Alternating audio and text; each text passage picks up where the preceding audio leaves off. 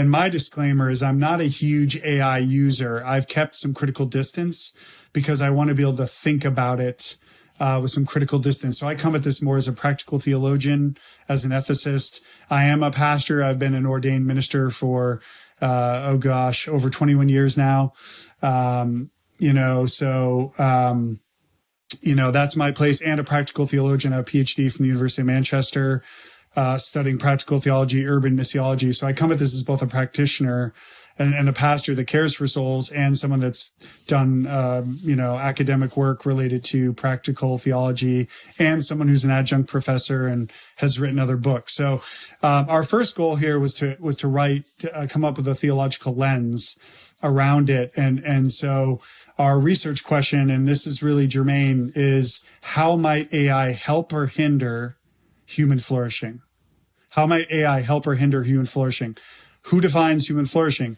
For us, it's the Imago Dei, Genesis 1 and 2. We are human beings made in God's image and likeness. And also we're being made, according to 2 Corinthians 3, into the Imago Christi, the image of Jesus Christ. So, for us, the lens is, how does AI help us move toward the Imago Dei or Imago Christi?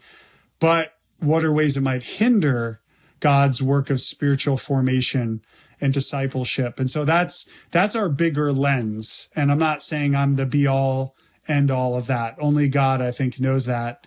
I'm a human with very limited understanding. So there's that. And then we came up with what we call a creational narrative of understanding scripture that starts with the creator, moves to the first creation. And then we trace through Romans chapter 8, a creational narrative. And Romans chapter 8 has this idea of creation and then the fall, right? All of creation is groaning.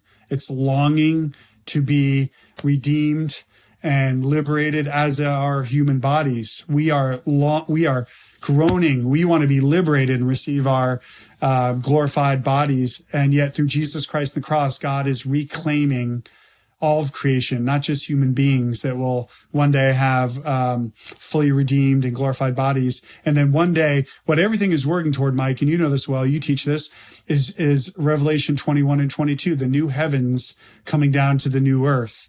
It is God saying, look, I've made all things new.